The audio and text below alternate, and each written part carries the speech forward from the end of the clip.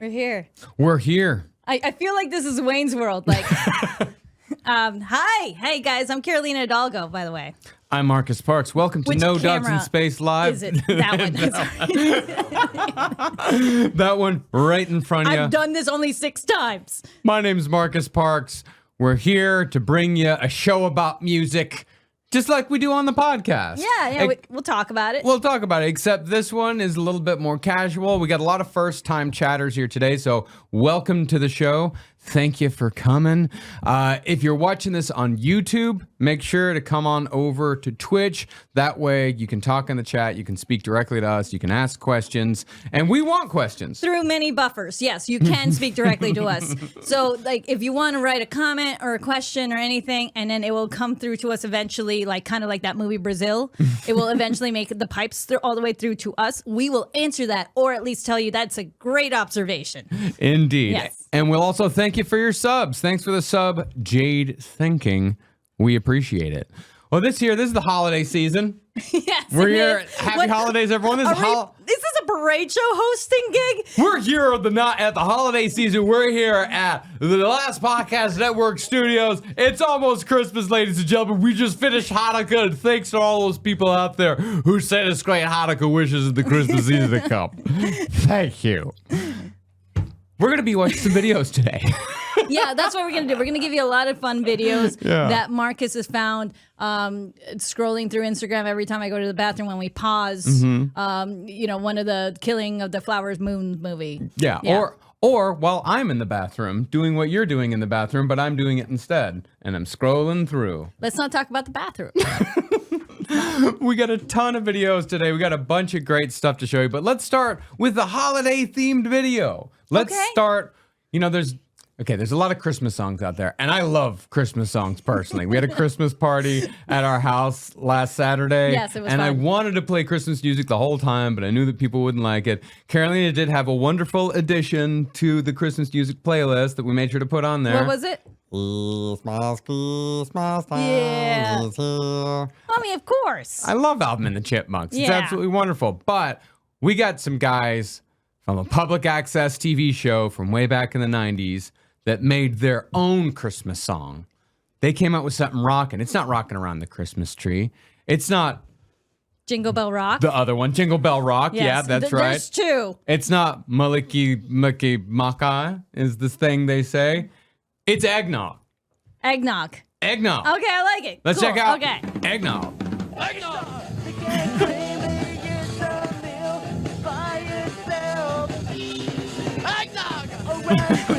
I hope they copyright this.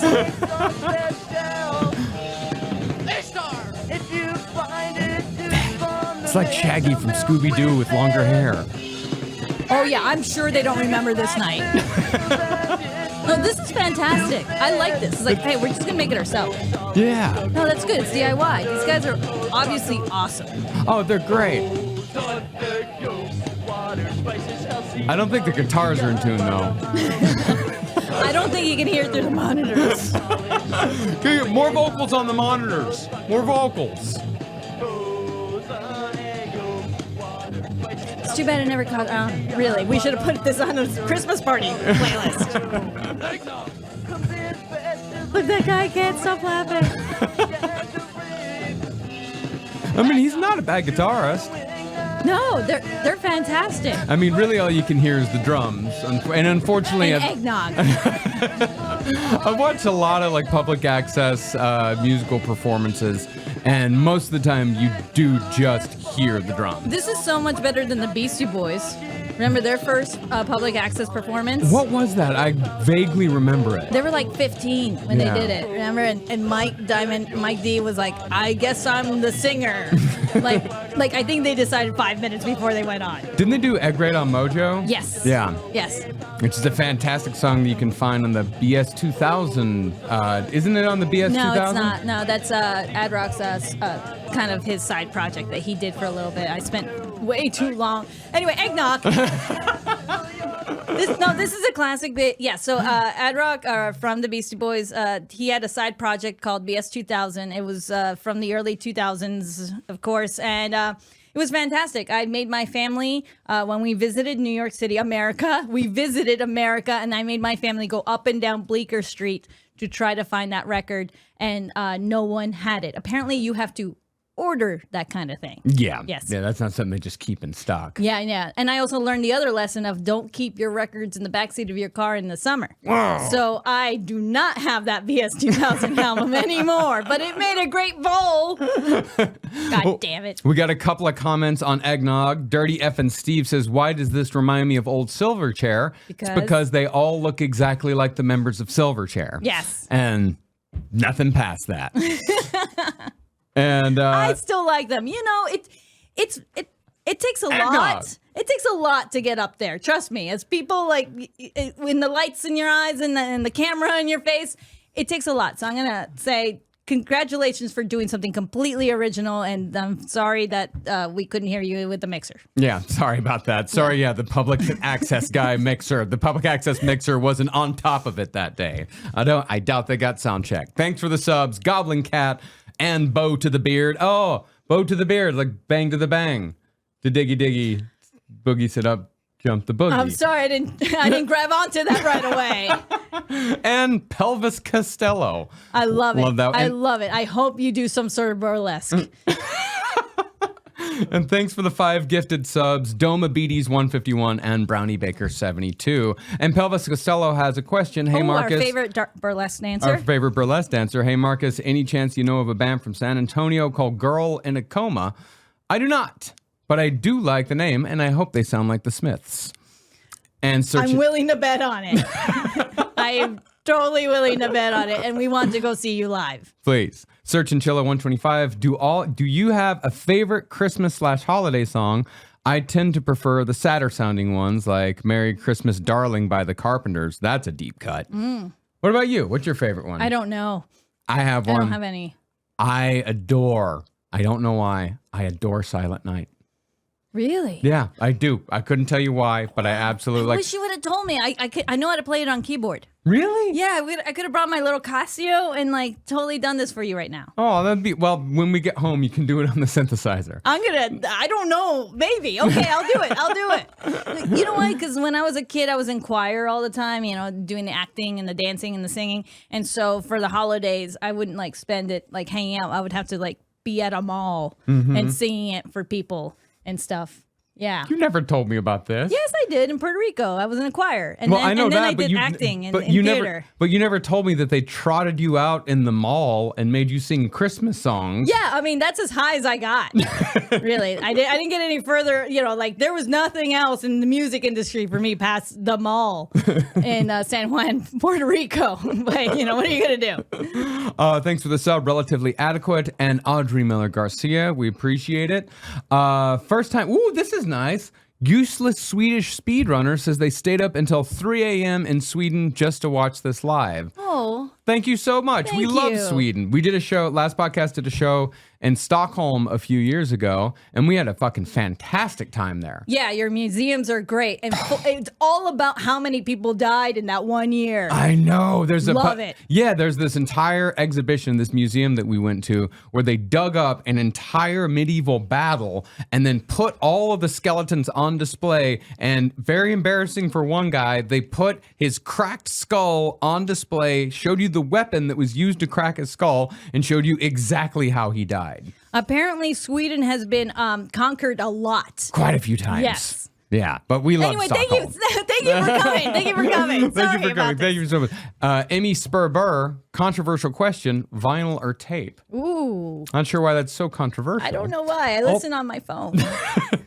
I prefer vinyl, of course, but I also do have a good tape collection. Tapes. And I love making mixtapes because what I do is I buy a bunch of records, and then I've got all these records. Every once in a while, you have to do a cull and say, like, okay, am I ever going to listen to this record ever again? And if the answer is no, you sell it.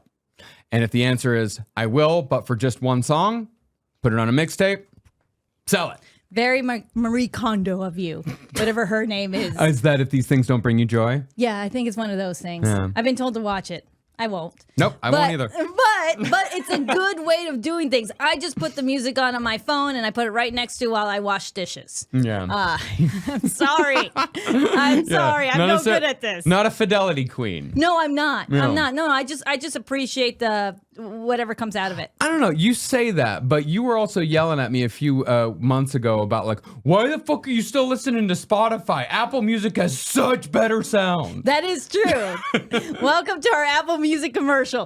You're right. Okay, so you're right. YouTube, because when we would edit, before Rob, we used to edit our No Dogs in Space show, right? Mm-hmm. So putting in the music in every episode, and of course having playlists for Spotify, after a while we realized like, oh, the Spotify songs sound like shit. Yeah. And the YouTube songs sound so much better, and Apple Music sounds better, even though Spotify, Discover Weekly, whatever. I don't know why I'm telling you all this, but it's important. Mm-hmm. So I realized like, yeah, Spotify it sounds like shit, man. Yeah, it does. You need something exciting, especially I've been listening to Bach. You know, a lot of atmospheric stuff, and because we're still working on Can, guys. Don't worry, we're getting there. And new episode coming out January, or we'll be dead. I promise you that. But there's really no choice. It's either Can comes out in January, or we're fucking dead. Or I just quit and move to the desert because, like, what am I doing? What am I doing? No, we're working really hard, and obviously we're never going to put out anything less than what our best effort. So, of course. So yeah, I've been listening to a lot of Bach to get myself, and a lot of German music, Austrian stuff. And if you're going to do that, though, if you're going to go crazy like that, not like Blackpink stuff, but like real fun atmospheric stuff, yeah, don't go on Spotify. No, don't go on Spotify. Let's go to another video. That was a long answer. I'm sorry. I'm very sorry. No, I appreciate it completely. Absolutely. And thanks for the sub, Dat Guy G and Butthead Squid. They both of them, and Butthead Squid gifted 5 subs, as did Bone Daddy 94. So thank you so much. And Doma BD's 151. How much for a Marcus mixtape? Not for sale. Wow. They're for me. You just have to marry them. You really do. You have to either marry me or be one of my friends and be forced to listen to one when you come over. It is really. I'm sorry. It's just not for sale, and that's the best way to do it. It really is. Yeah. It's just for me. Can't monetize everything we like. I can't. Look at where we are. I can't commodify every aspect of my life. I have to keep some things for me. Some things are just for me. Tom Waits is just for me. And you know what? Radiohead is just for me. And I've also discovered another video. I do believe millions of people also enjoy them, but go ahead. Well, my love of Radiohead is for me. Yes, that is true. But we've also talked again and again of why it's impossible to do a Radiohead episode or a Radiohead series, of course, just because they're not the most exciting men in the world. And as an example, we're going to play you this clip. This is mid-90s MTV. This is just after Pablo Honey came out.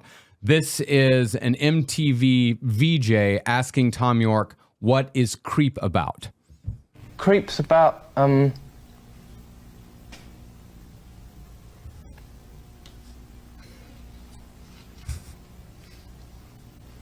it's gone. I love it. They're over it. They're over it.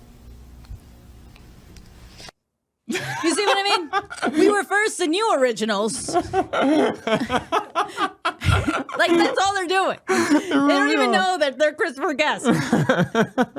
No, that was, I sent Indie that. Spinal Tap. I sent that video to one of our employees, Maddie, who's also a massive Radiohead fan, and she described their haircuts as aggressive. Those are some aggressive haircuts. I did look it up, though, by the way. Creep is about being in love with someone or obsessed with someone, but not feeling good enough. Like a British Rivers Cuomo. Yeah. I wish I was special. Yeah. You're so fucking special. But I'm a creep. But you know what? It resonated. It resonated real hard with me when I first heard it when I was like 9 years old. Fuck, it resonated with me like last Tuesday.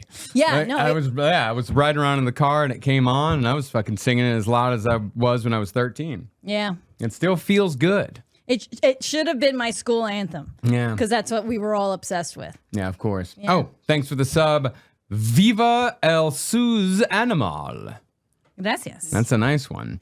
And oh yes, Viva, that same person says there's a great performance by Radiohead at the MTV Beach House of Let Me Teach You to Play Guitar.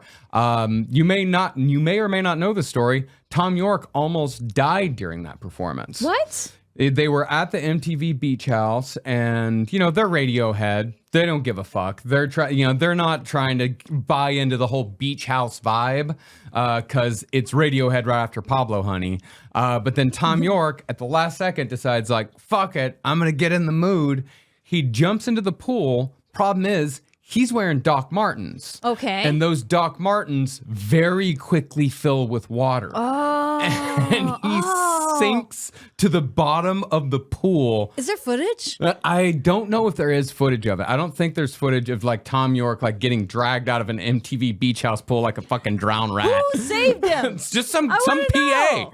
Just some dude jumped in after and fucking rescued Tom York. You saved music. You saved music. You saved 2001, I'll say that. You saved Kid A. Fortunately, Limp Bizkit was right in the wings, ready to take on that stage right after he almost died. But yeah, you saved music, man. Yeah, they were waiting. Unfortunately, because Tom York was incapacitated, that's why Limp Bizkit got big. That's why Faith got there, and it's Radiohead's fault. So they thank also you. killed music. What's going on? Emmy Spurber asks if you could go back to any time period specifically to be a part of the music scene, when and why? Okay, the only way I would ever go back in time is to be a part of the music scene. Yes. All right, I'm not there to kill baby anything. Okay, I am there to watch New York Dolls play in their apartment for rent. Nice. That's what I want to do. That's Yeah. what we should start with, probably. So you're going back to you're going to like 1974? Like 70, like 72, 73. Sure. Right? Yeah. And then we can just do the next 10 years. Yeah. And then we can jump into, and then we'll do a little jump to 94. What do you think? I think that's fantastic. Yeah. Well, we're having this conversation the other day in the house of like, which paranormal event would you like to be present for? And that sort of dovetailed with my music scene thing, because I said I would like to be present for the Enfield poltergeist investigation, because if you haven't seen that documentary, it's incredible. The one on Apple Music. But that's the thing, is that you're there in 1976 London. That's what I kept saying to you. The whole time they're there with the girls, the slumber party, they're downstairs, they come upstairs, like, what happened? And I'm just like, oh my God, down the street. You know who you could be seeing right now? Yeah, we could be so many bands. I don't even know. T-Rex? I mean, well, that's the thing. It's Mark like Bolan? Like in 1976, like if we were there 76, 77, it lasted a year, we could have Sex seen Pistols, obviously. but we could also seen Buzzcocks. The Clash. We could have seen the Buzzcocks. We could have seen the Damned. We could have seen the Slits. And not only that, Joy Division comes later. they come later. But we could have seen the Ramones play on July 4th in the Roundhouse. at the Roundhouse. We could have seen Yes. Patti Smith at the my Roundhouse. God, Like yes. it's like that's London. That's where I mean I know it's like Why a stock hang answer, out in but a haunted, house? you hang out during the haunted house. Like you go see the show, then you go hang out at the haunted house all night. That's a good idea, actually, because at least you have a few in you at that point. You're just like, come and get me. So yeah, it was total missed opportunity for these people documenting all one of the biggest poltergeists of all time. Yeah, and thanks for the sub, Firebird611. What say we go for another video? Yes. Okay. I'm loving these videos, by the way. Thank you. Let's stay in England for this one. Okay. Let's stay. This is going to be a cover. All This right. is going to be a cover. It's a band that we think they're very good. It's the Beatles. We're going to go for them. We're going to go for a cover. This is the most covered song in history. I don't know if you knew this. Do you know this? Have you heard about this? You know this? The most covered song in history from the Beatles. Yes. Do you know what it is? I Want to Hold Your Hand. Yesterday. The song Yesterday. Okay, yeah. Okay. Yeah, the song Yesterday is the most covered song in history. I know what you're talking about. Oh, I'm excited for this. Okay. Let's check it out. Yes, This is my... Love was such an easy game to play. Now I need a place to This is one of those things where you say, which one's the dummy? I thought I was the dummy. And yesterday,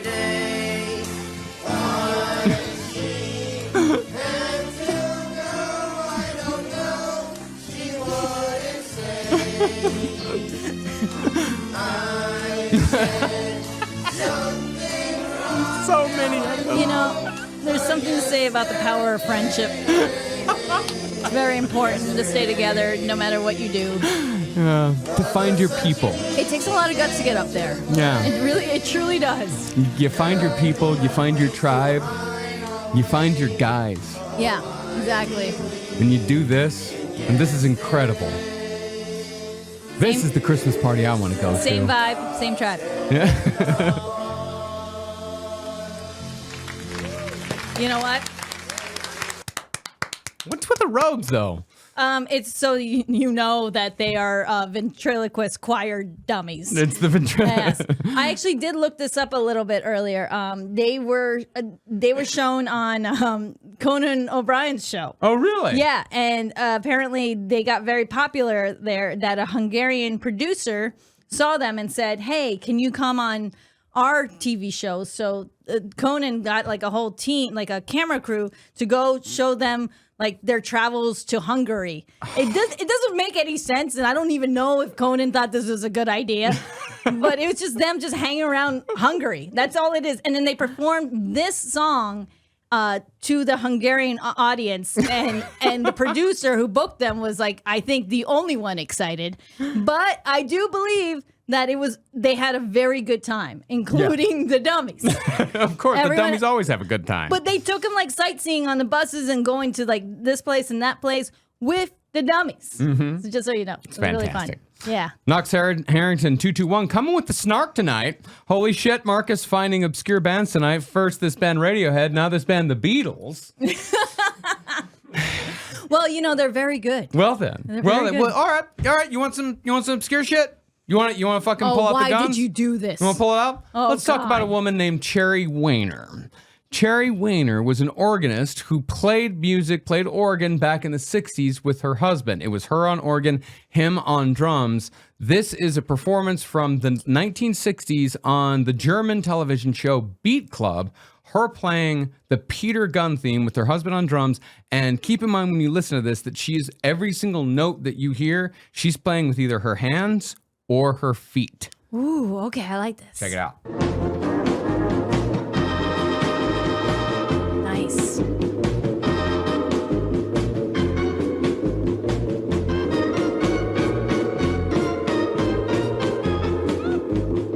Yeah. This is decent. This is awesome. This is incredible. Playing fucking jazz style.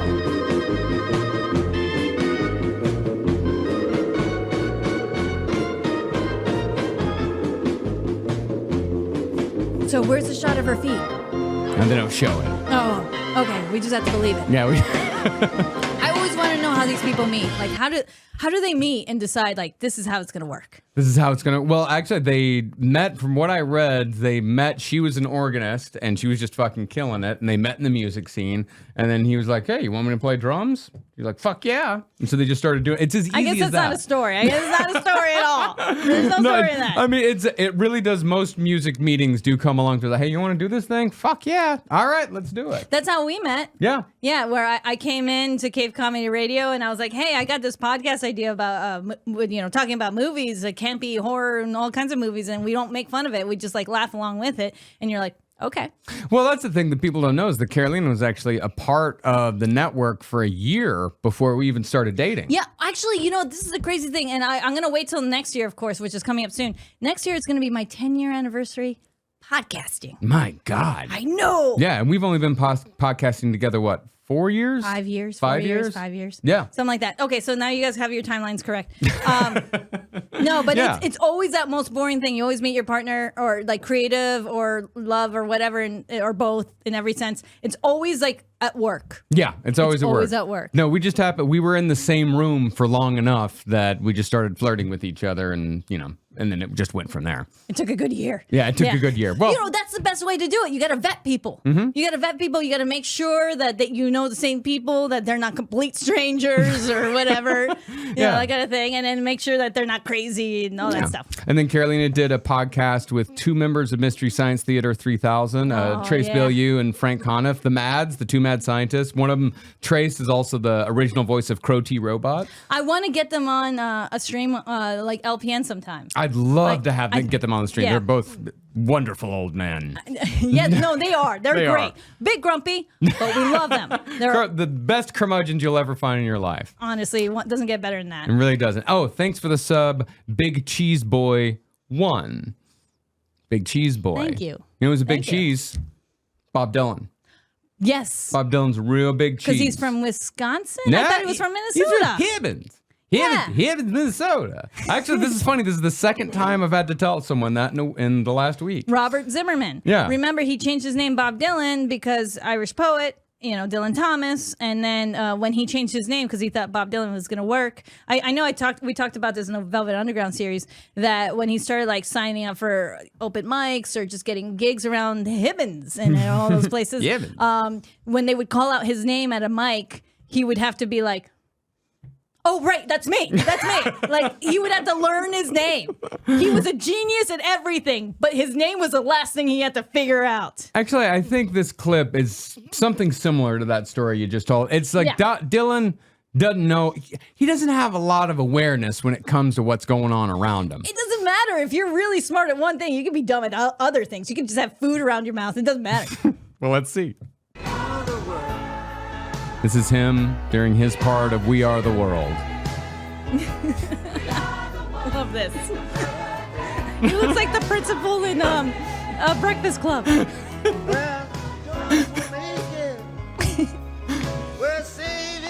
Why is he trying to make eye contact with Stevie Wonder?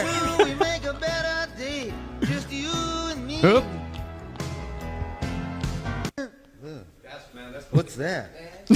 Just stay right in the mic like that, Bobby. That's beautiful. And You know what? That? You don't have to be good at everything in the industry. You just got to find one or two things that just drive that home. Not good at poetry. everything in the industry. What, like singing into a microphone? Yeah, you don't have to be good. How do you think I am here?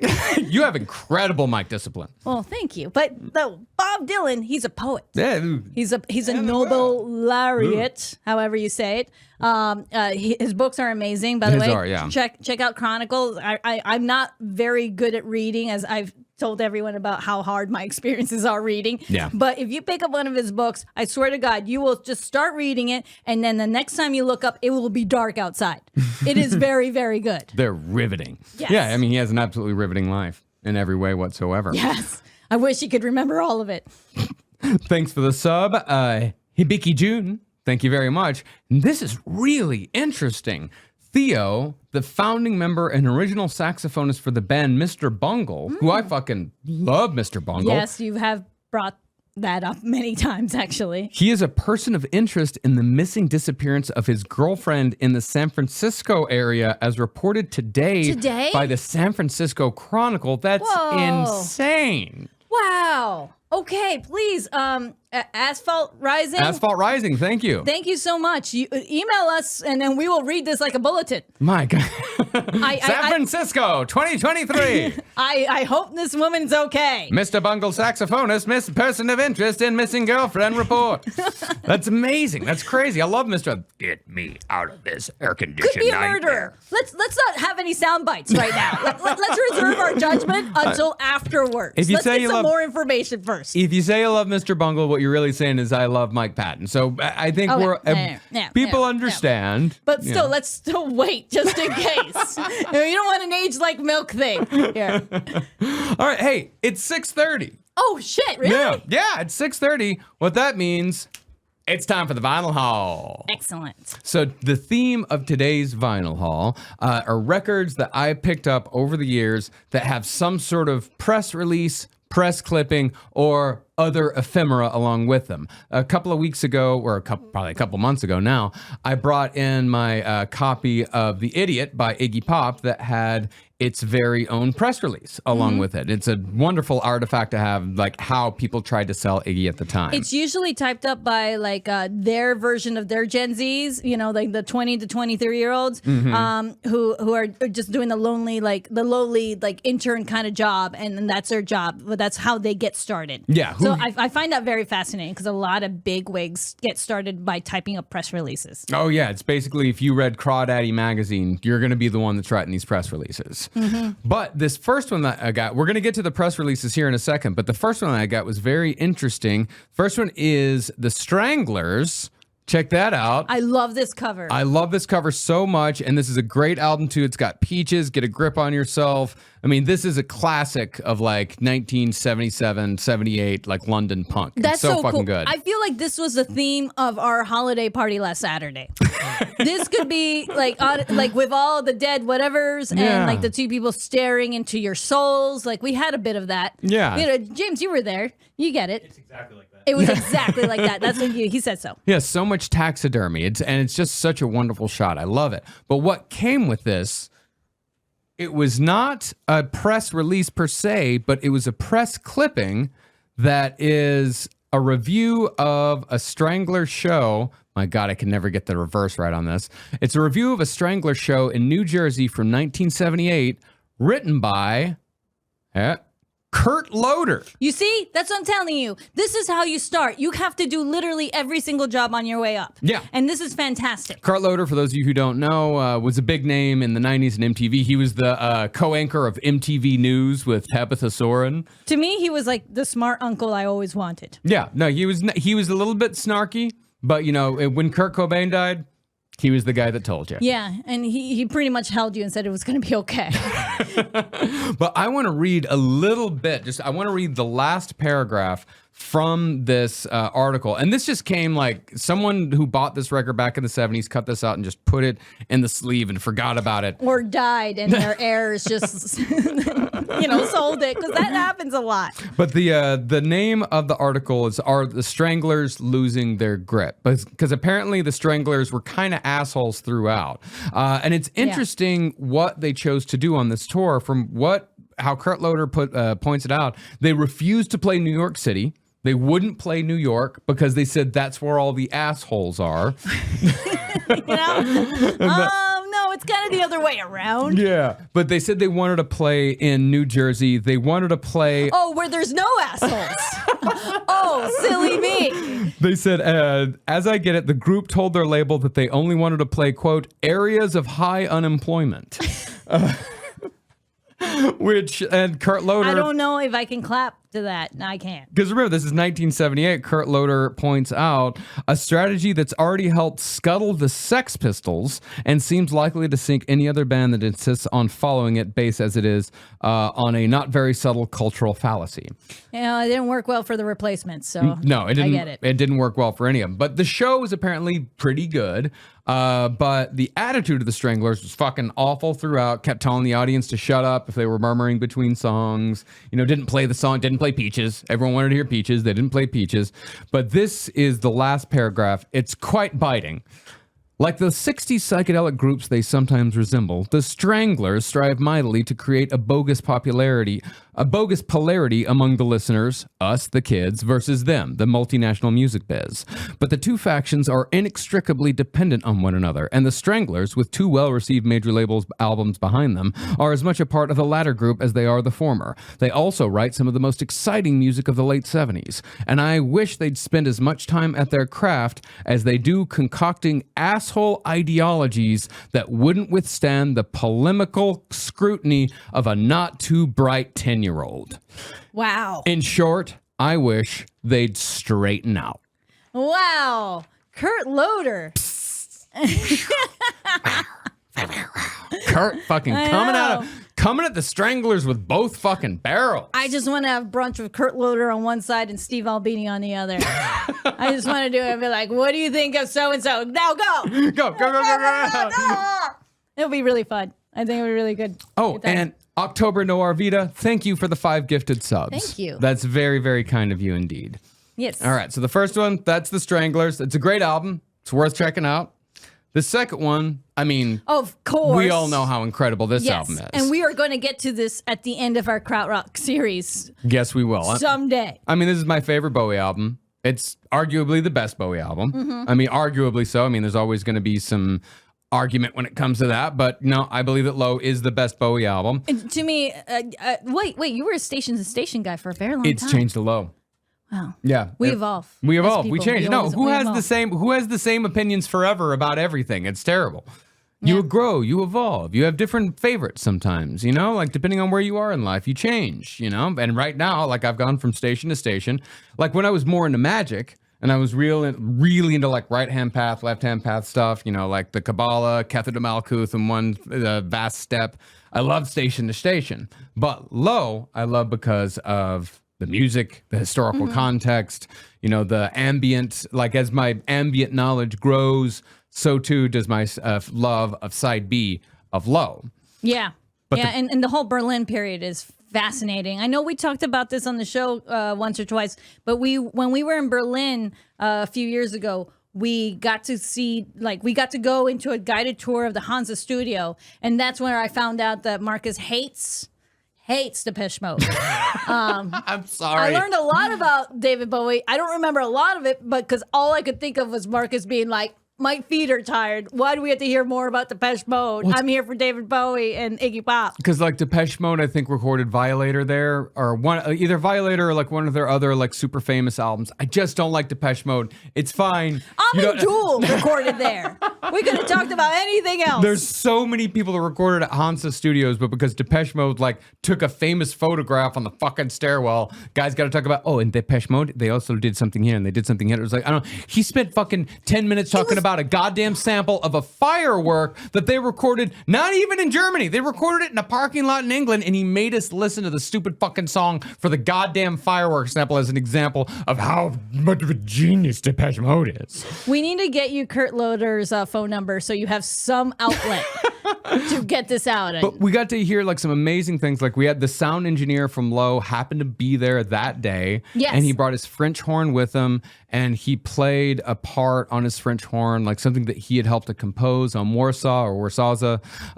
The most like the beautiful like underlying melody It was of it. awesome. It was absolutely incredible. I think you've got I have some video video of of it, it. yeah, on my that phone. we'll play one day. Yeah, we'll play, but it's it's one of those things like when you're filming like fireworks, it's like not the same. So I don't know, but maybe we will play it anyway. But it was fantastic. That guy was there the whole time, and when we asked him about Iggy Pop, he's just like, yeah, he just made funny faces.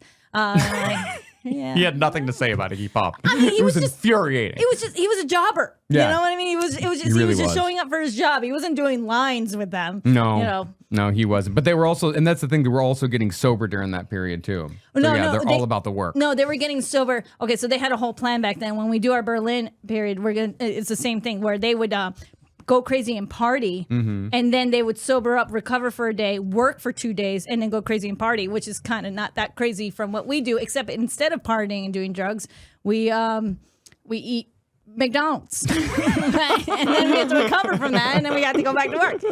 So, so that's their sober period, meaning they're not high all the time. Yeah, like David Bowie remembers recording Low, and as opposed to Station to Station, which he does not remember recording at all. But the cool thing about this album, because like this is like first British pressing, it's fucking absolutely cherry. I got it in Manchester at this place called like Clampdown Records. The cool thing that came with it was a little pamphlet for the David Bowie Official International Fan Club. Oh, yay! Where you can keep up with Bowie's changes. I love it. Yep, to join the fan club throughout the year, receive newsletter reports of David's activities, plans, and ideas, plus photos, posters. Complete the form below. And it's in Los Angeles. Yeah, no, I saw that. I didn't recognize the address, though. West Jefferson Boulevard, the David Bowie Fan Club Major Fulfillment Corporation. I don't know where that is. I don't know either. Yeah, I don't know. It's probably like a K9 loft grooming service now. I'm sure it is, very much so. All right, so that's the David Bowie one. I adore that record. I hope that. Oh yeah, the cool thing about it on the back too, like if you look, like the track listing, if we can go back to it, like that's a sticker that was put on. Cool. Like just like haphazardly slapped on the back. So yeah, that's this copy of Low is one of my most treasured. But this one right here, ooh, this is a biggie here. Okay, so we know about. I mean, if you are a fan of No Dogs in Space, you're obviously one of two things: a very patient person, And also, you know that I am a gigantic Big Star fan that started when we started doing the replacement series. Big Star just speaks to me. Alex Chilton, like everything. It's just beautiful. Everything about it is beautiful. Only 3 albums, and maybe one day we'll talk about it. But it's like it was one of those like the timing was all wrong, and the IRS came at the wrong time as well, and it was very very sad. So I think you got me this for like my birthday or Christmas or something. It was for your birthday. It was for your last big birthday. Oh yeah. This right here. This is a first pressing promo copy of Radio City. And I also got you first pressings of #1 record and third. They're fantastic because they'd never been played before because they'd been sitting in a warehouse for decades because of the IRS, I believe. Yeah, because I bought all 3 of them in Memphis. Yes. Yeah, which is where Big Star is from, of And course. Stax and, they went under. And so it was a big reason why Big Star did not become as big as they should have been, which is a shame. And like Alex Chilton, as we know, he was very huge in the box tops, was it a letter song? Only give me a letter. Woman always ever want an airplane. Something Get like me home, but baby gonna write me a letter. Like that. That's it. Yeah, that's the song exactly. And then, after being a child star, because he was 15, 16 when he recorded it, although he sounded like he was 35. Yeah. And after pretty much being used up by the American recording industry, he decided to just start making his own music the way he wants to do it, going to Memphis and making the music with his friends. And doing this totally amazing, just completely just creative thing. Like he would just go into the studio and be like, okay, we need to be creative all night. We do this all night and we'll do this for days and weeks on end. Of course, we're going to drink. Of course, we're going to do this and that. But we're just going to work at it until we find exactly what we want. Yeah. And that's what they did with those 3 records. And they were amazing. They're incredible. But what we were able to get with this is, if we can get back on the cam, Ardent. Okay, yeah. a full press kit from Big Star. This is what they sent out to the record companies. They have, that's exactly what you expect Big Star to look like. Right. So they were named Big Star because they were getting high right outside of the studio, the recording studio, I think at Ardent. And right in front of them was Big Star Groceries, the grocery store. It was like regular supermarket. Yeah, it was like a right? chain. I think it was like a small chain in Memphis. It was, and so that's why they're like, oh, so he's like, let's call it that, and like Big Star Grocery. He's like, no, we're gonna call it Big Star. Yeah, because we're gonna be big. Yeah, we're not gonna name our. Yeah, but they did name themselves after a grocery store because they were high. Sitting right in front of it. I mean, that's the most relatable thing I've ever heard in my entire life. Yeah, and they were quite confident. I mean, they were called Big Star. Their first album was called #1 Record. Yeah. They had a lot of confidence They had in a themselves. lot writing in this. And it was really sad because obviously one of the original members of Big Star Chris Bell, was that yes, his name? he had a lot of mental illness and unfortunately wrapped his car around a pole and passed away in a car accident. And a lot of it had to do with just the band didn't take off because of circumstances, not because of anything or any kind of talent or anything. No. It just, this shit happens. But the biggest, most important thing, especially because Alex Chilton had his solo comeback, and of course he produced for the Cramps and Replacements. Kind of tried produced for the Cramps. Well, he used his fucking feet.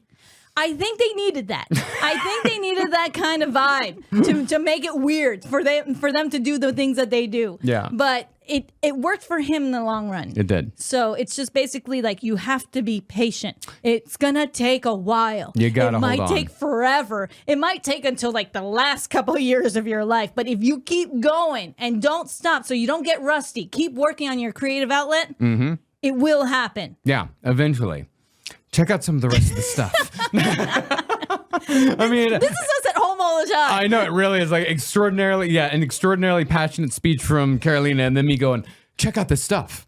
Okay, fine. Let me look at your stuff. It's got the Big Star biography. It's got the full biography of the band. It's got full lyric sheets, like all printed out. Nice. So you can sing along to the really, really sad lyrics about, Alex Chilton being in love with like 5 women. Mm-hmm. And the occasional song about the Holocaust. Well, I don't know if it was directly about the Holocaust. I think it was. I thought it was about his Holocaust. His own personal Holocaust. Yeah. And it's also got all of these super cool, like, photocopies of reviews of their album.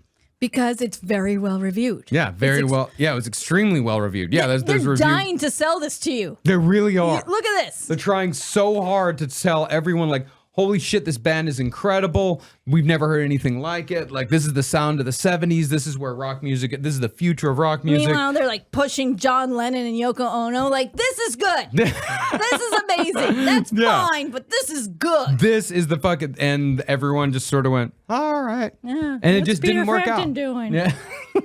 It just didn't work out at all. So that's the vinyl haul. And speaking of Peter Frampton, Yes. I got a video to lead us right into that. Oh, really? Yeah, Peter. I'm so glad I brought that up. Peter Frampton was very famous for the talk box. Right with you. Yeah, to me, that's like when I have a dream and people talk. Yeah. That is the sound of that. Just for those of you who don't know, just remember the Homer Palooza episode of The Simpsons, and remember the scene with Peter Frampton right before he gets really upset Yes, that the pig for all got of you 33 to 45-year-olds, you'll totally exactly know what Marcus means. James knows exactly what I mean. Because he's the same age demographic. There's like 8 of us who understand. But let's see one of the originators of the talk box before Peter Frampton, surprisingly, a country artist named Pete Drake.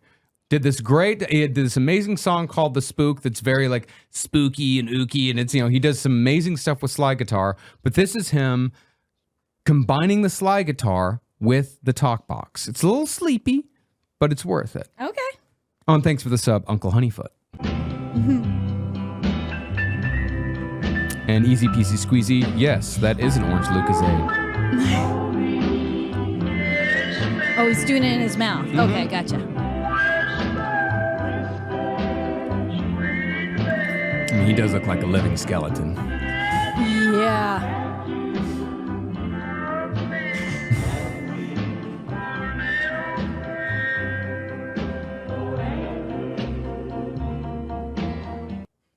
You see what I mean about dreams?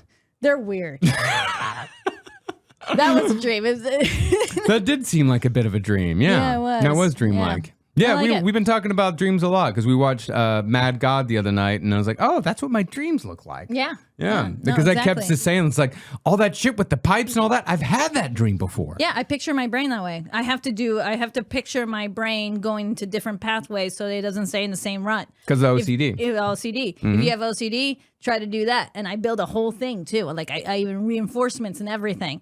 I don't know if it's working, but But hey, you're trying. I'm trying. And that's all that matters. That's all that matters. That's right. It's hard to get up here, guys. It's It's hard to hard. get up here. First time chatter, TRMC, I would say TR McDonough, 21. Sometimes it takes a little bit to work it all out because it's all in one word. What would you guys think of them remixing Raw Power in the same way they did that new Beatles song, using AI to separate the different instruments and clean them up? That's interesting. I don't know. We need to. Don't we have 2 different mixes already? Well, I mean, yeah, we have 2 mixes, but neither one is all that it could be. I would actually say with Raw Power, neither mix is all. I mean, That's also another thing. Thank you, Eric. Our producer is also on the same mindset of like, well, what about the Stooges is clean? well, I want to hear the detail in it. Like, that's what I love about those sorts of, like, it's not necessarily like it being better. It's like, yeah, being fucking blown out is like Iggy Pop just going into a fucking production studio and going like that. Eric did the exact same fucking motion, but yeah, just going like that. Like, that's cool. Yeah, and that yeah. like that's awesome. And also, you've got the original version, which is Iggy Pop being an idiot and recording everything on 2 tracks, so you can't raise one track without raising the other. Oh, right. But I would love to hear like the separation and to hear, I'd like to hear like James Williamson's guitar in like a lot better clarity. Like, That's true. I'd love to hear, like, because he's my God, like the guitar playing of that man. I mean, the fucking hearing the solo on fucking Search and Destroy. Yes. Hearing that clearly and hearing everything that he did with that, I'd be really interested in hearing it. I mean, yeah, if someone wants to like spend money to do it, Why not? Yeah. No, we'll spend a half hour listening. And if you want to do all of the work, we will totally do that. We will Yeah. totally lend our time for you. Yeah, and I love when, I just love having albums that I've listened to a million times. Just part of why I love the Tim reissue so much. Like, you get an album that you've listened to a million times and you hear it in a different way. Yeah, I'll take any opportunity for that. Yeah, you would. Actually, you know what? There's an audience for that. There is an audience for that. This guy. All right. Let's talk about somebody who didn't have an audience at all. A band that had no audience. A band that wasn't doing well. A band that's unnamed. A band that we know nothing about. But a band that we can see dissolve. Oh, it's really hard to get up there, guys. You know which one I'm talking about.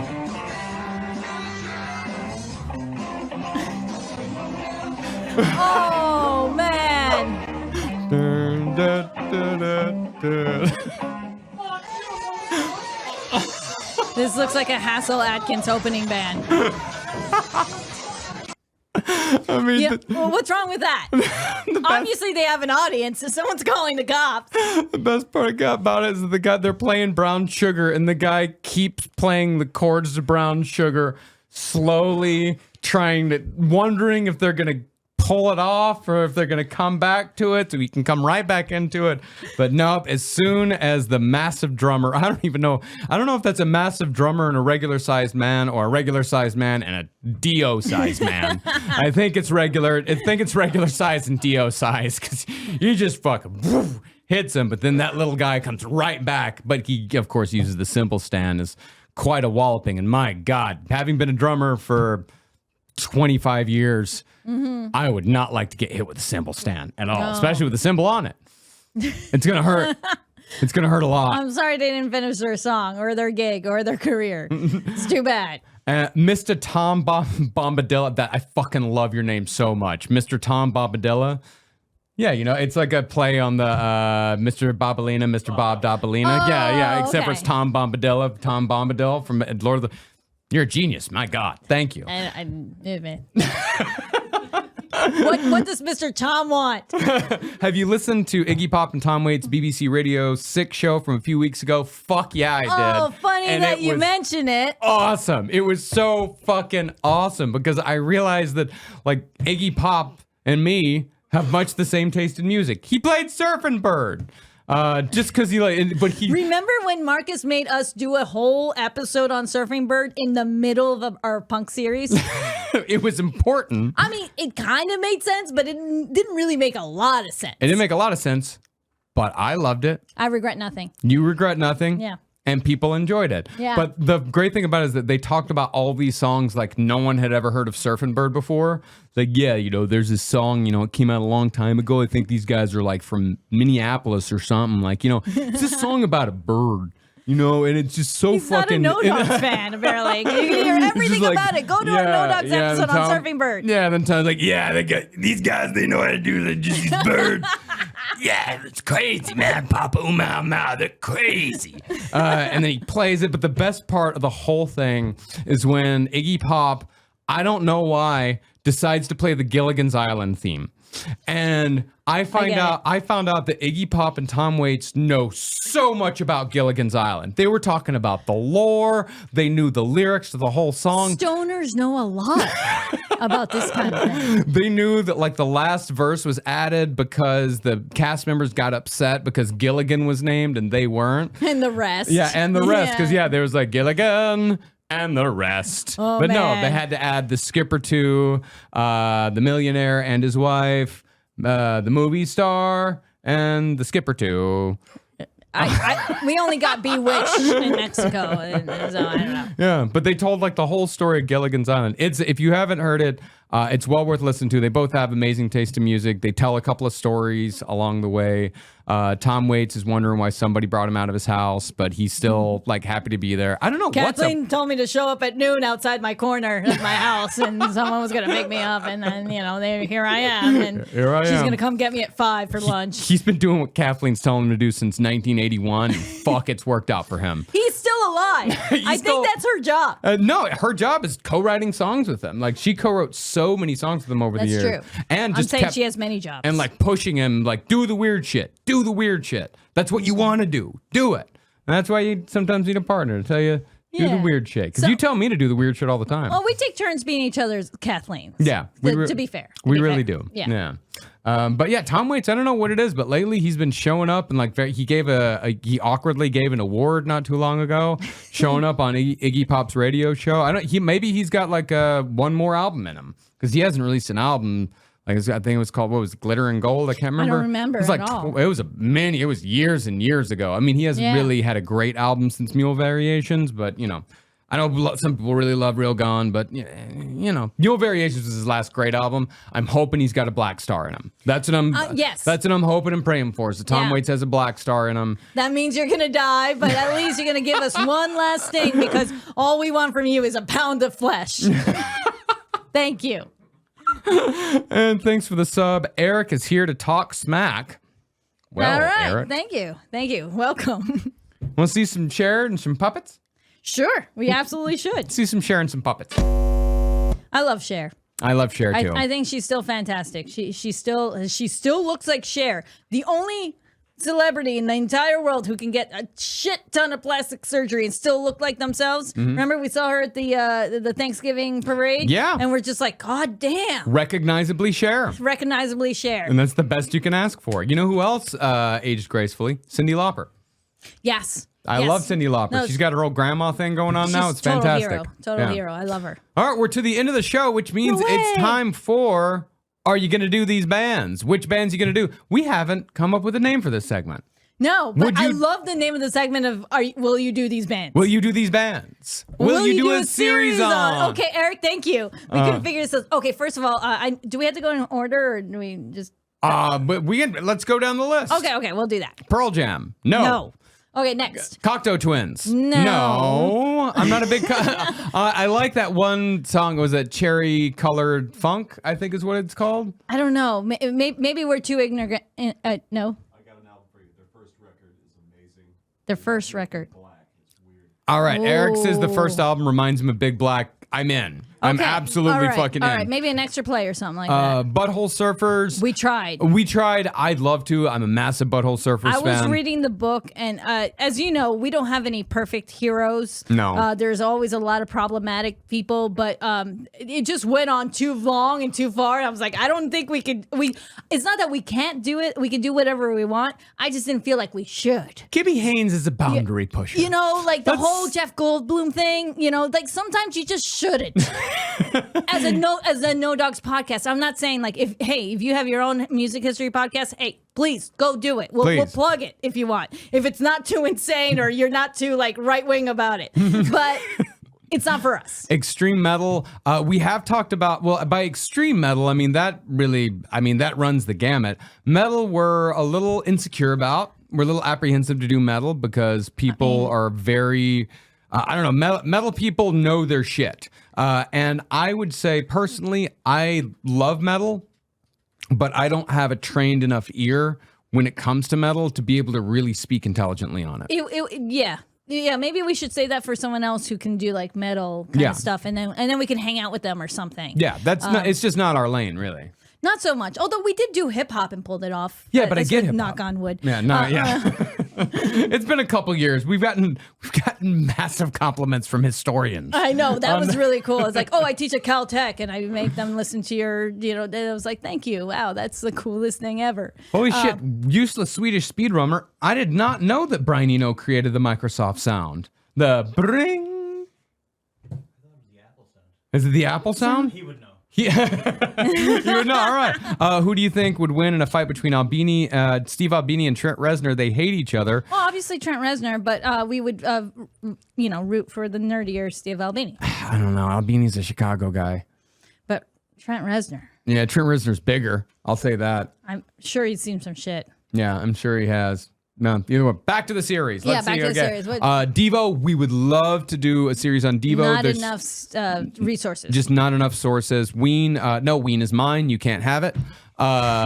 The Pogues, I'd love to do a series on the Pogues. R.I.P. Shane MacGowan, Yes. of course. Rum Sodomy and the Lash is, in my top 50 albums. I love that album to death. Shane MacGowan, Irish poet, R.I.P. But I don't know beyond that album. There's a lot of good Pogue songs, but probably not. We could totally do it if we wanted to. But, I'd like to do one on It's more about want. Yeah, it's more about sometimes, want. Yeah, I don't necessarily want to do a series on the Pogues, although we did play Dirty Old Town in our Joy Division series to introduce Manchester, and I love that. Salford, by the way, Salford. Yeah, Salford. Grateful Dead. Nope. No. Brainiac. Great story. The stories are fantastic. Awesome. The album is great. Awesome band, but not for us, I'd say. No, probably not yet. I don't know. I mean, it's taking us forever to just get through the first couple of things. but if we do have the time and we decide to just go hog crazy, maybe we'll think about it. I have heard that obviously the album's fantastic, but I've heard the story is even better. Yeah, Tiny Tim, cool story as well. But maybe we'll bring him on other series. Yeah, maybe we'll do something here on the stream. We're planning on doing small segments here on the stream, so maybe we'll do something about Tiny Tim there. Weird Al, no, his life's too good, except for his parents dying of carbon monoxide poisoning. He just did well. I think we talked about it last time. Yeah. That the worst thing that ever happened to him, besides the parents thing, was that his third album didn't do too well. Yeah, and there's something about he's already very funny and really fantastic in his own right. Yeah, so there's no need to get into it. It's hard to do funny about funny. Yes, it is. It's if they're already funny, then we can't really put a hat on a hat. Yeah, that's a good point. Actually, yeah. Laybach, I don't know Laybach. And Sisters of Mercy. I'm cool with Sisters of Mercy, but I'm not a big enough fan to really spend months with them. we missed this one, Savage Garden. Now let me say, that's not a bad idea for an extra play. Because you have to also remember we're stuck listening to this for months at times. At times, yeah. So you have to remember what can we handle at times, because it's just us and of course Patrick Fisher, our research assistant and associate producer for the Krautrock series. It's just us. Yeah. We don't have a team of people. There's not a bunch of monkeys with typewriters. It's just us. And then if something goes wrong, I get a cold or you get busy, then everything goes on pause. So we can't do it all the time. I don't want to listen to Savage Garden. And also that's the other reason. I just don't want to listen I for love that long. Pepsi Cola song, Cherry Cola, whatever. Chica Cherry Cola, yeah. That's all I remember from it, and a bunch of mumble talking.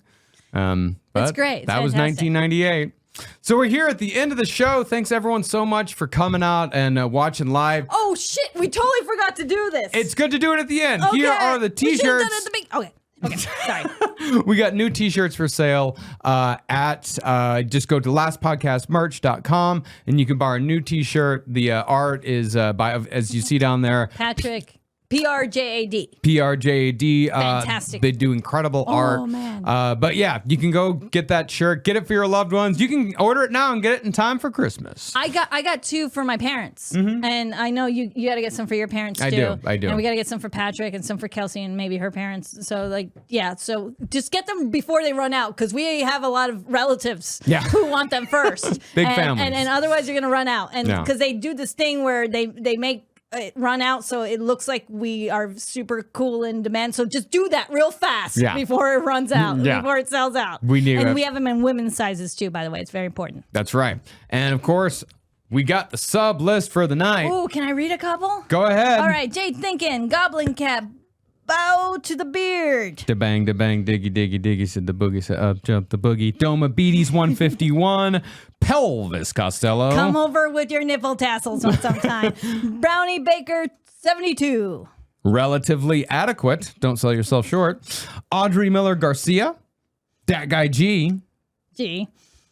Butthead Squid. Viva. You had this one last time. Viva sus animal. Firebird 611. Big Cheese Boy 1. Hibby Key June. Not bad. Thank you. October Noir Vita. Uncle Honeyfoot. Eric is here to talk smack. The card cat. Arbadow. And Hassan Jagger. Thank you guys so much. Fantastic names. Keep it coming. And Hassan Jagger says they have every No Dog shirt and they're damn proud of it. Thank you so much, Hassan Jagger, for being such a big supporter of the show. Thanks to everyone who supports the show. Thanks to everyone who watches us every couple weeks. We'll be back in the new year with new episodes of No Dogs. And of course, Eric, James, and Kelly, the people behind the cameras. Thank you so much. You guys are fantastic. We're going to do a lot more stuff in the next year, so I'm very, very excited. Thank you so much. Yeah, New Year, new me, us, new us. We're gonna be the same. We're gonna be the same. I promise you. Yeah, it's gonna be us. It's not gonna be. It's gonna be us. But you know, that's fine. Bye. Goodbye. It's fine to be yourself. It's fine. It's fine.